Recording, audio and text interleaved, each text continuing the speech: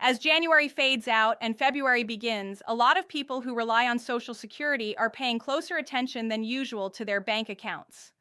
The first couple of months of the year tend to reveal a lot. The new benefit amounts aren't theoretical anymore.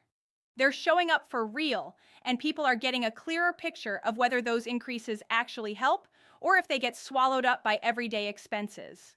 For some households, February brings a small sense of relief after the pressure of the holidays. For others, it's when the reality of higher prices, medical bills, and fixed incomes really hits home. It's often the moment when people start asking themselves whether this year will feel any easier than the last one, or if things are still just as tight. That's why it's important to understand exactly how the February 2026 payment schedule works, especially because this month includes a few calendar quirks that can be confusing if you're not expecting them. If you receive supplemental security income, your February payment does not arrive in February at all. Because February 1st falls on a Sunday in 2026, SSI payments are sent on the last business day before the month begins. That means SSI recipients will see their February payment deposited on Friday, January 30th. When that money shows up at the end of January, it can look like an extra payment at first glance, but it's not. It's simply your February benefit arriving early because of how the calendar lines up. That early deposit can be helpful if you plan for it, but it can also cause problems if it's mistaken for additional income. The key thing to remember is that there will be no SSI payment in February itself for that month's benefit because it has already been paid. For people who receive both SSI and Social Security, or for those who began receiving Social Security before May of 1997, February follows a different schedule. In those cases, Social Security benefits are paid on Tuesday, February 3rd. That date does not move just because SSI is paid early, and it applies regardless of your birthday. Everyone else who receives Social Security, retirement, survivor, or disability benefits follows the standard birthday-based schedule. If your birthday falls between the 1st and the 10th of the month, your payment arrives on Wednesday, February 11th. If your birthday is between the 11th and the 20th, your payment arrives on Wednesday, February 18th. And if your birthday falls between the 21st and the end of the month, your payment arrives on Wednesday, February 25th. Most people who use direct deposit will see their payment show up overnight or early in the morning on their scheduled day, though the exact timing depends on your bank. Direct Express card users usually receive their funds on the same day as well, but sometimes later in the day. If a payment doesn't appear right away, it's usually best to wait a couple of business days before taking action, since bank processing delays do happen, especially around weekends. There's another calendar detail that's worth keeping in mind now because it affects planning beyond February.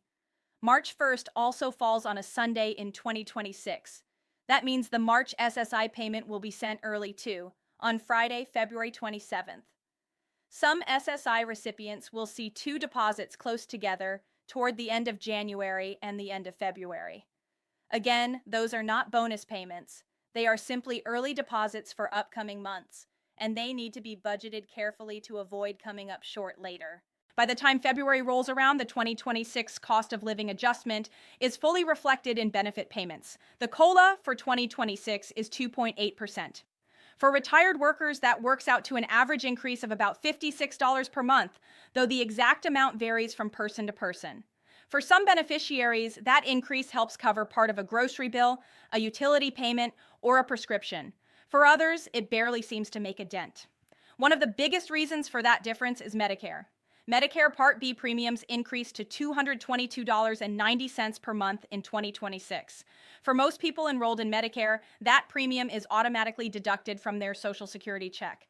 As a result, even though the gross benefit amount goes up because of the COLA, the net amount deposited into a bank account may increase by less than expected, or in some cases, hardly at all. There is a provision known as the hold harmless rule that protects many beneficiaries from seeing their Social Security checks decrease due to Medicare premium increases. However, that protection does not apply to everyone. People who are new to Medicare, as well as some higher income beneficiaries, may feel the full impact of the premium increase. This is why two people with the same COLA percentage can have very different experiences once the new year payments settle in. Beyond benefit amounts, many people are noticing changes in how Social Security itself operates. The agency continues to push toward a more digital-first approach. Routine tasks like updating direct deposit information, downloading benefit verification letters, and checking payment history are increasingly handled online. For people who are comfortable with technology and have reliable internet access, this shift can be convenient and time-saving. Phone wait times and in-person office delays have improved compared to some of the worst periods in recent years, especially when appointments are scheduled in advance.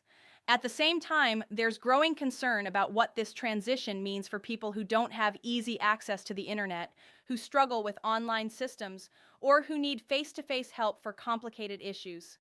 Those concerns have intensified with recent internal changes at the agency.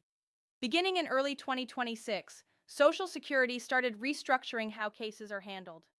Instead of local field offices managing mostly local claims, cases are now assigned and processed on a nationwide basis.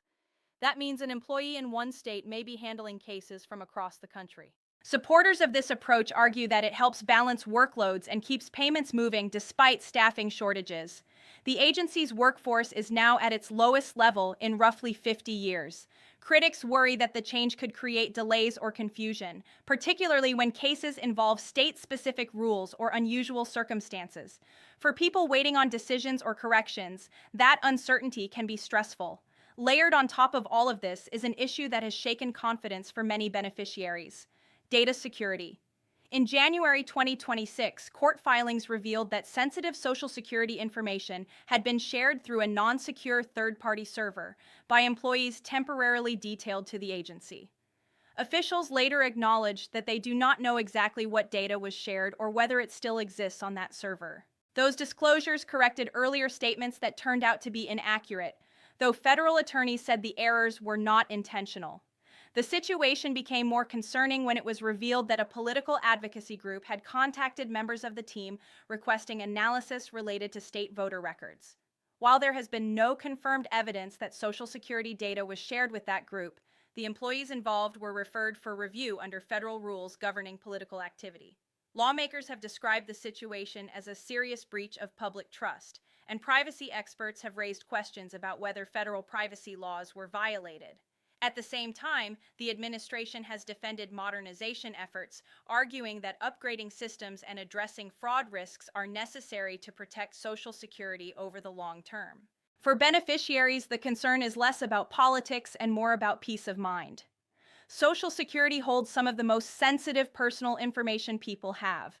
Strong safeguards matter, and so does transparency when problems arise. Another area where complexity shows up is in benefit amounts themselves. There is no single maximum Social Security benefit that applies to everyone.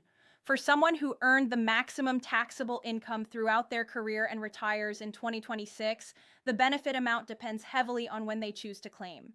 At age 62, the maximum monthly benefit is just under $3,000.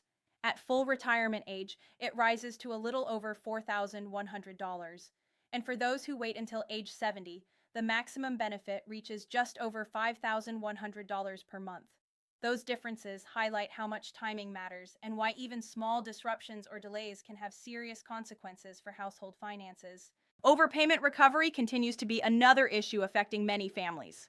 If Social Security determines that someone was overpaid, even if the overpayment resulted from reporting delays or administrative mistakes, the agency can withhold part of future benefits to recover the funds. For people already living on narrow margins, that can be overwhelming, especially when the overpayment wasn't intentional. All of this is happening while everyday expenses like food, housing, insurance, and utilities remain higher than many people are used to. Even though inflation has cooled compared to its peak, the pressure on monthly budgets hasn't disappeared. You may also hear ongoing discussions about potential relief or rebate payments tied to trade or tariff policies. As of now, those ideas are still proposals, not guaranteed payments, and they're not something to rely on when planning February or March expenses. As the month moves forward, a few practical reminders can make a real difference. Know your payment date and write it down. If you receive SSI and see early deposits, remember which month they actually belong to. Double-check your account information if you're able. And be cautious if anyone contacts you claiming to be from Social Security. Real representatives do not threaten arrest, demand immediate payment, or pressure you into sharing personal information. Social Security is still doing what it's designed to do, sending payments on time to millions of people each month. But confidence in the system is shaped by more than whether a deposit arrives. It's about security, access to help when something goes wrong, and whether benefits keep pace with real-world costs. As February unfolds, staying informed and prepared can help reduce stress, even when circumstances feel uncertain. And with more changes likely ahead, keeping an eye on how those shifts affect everyday life matters more than ever.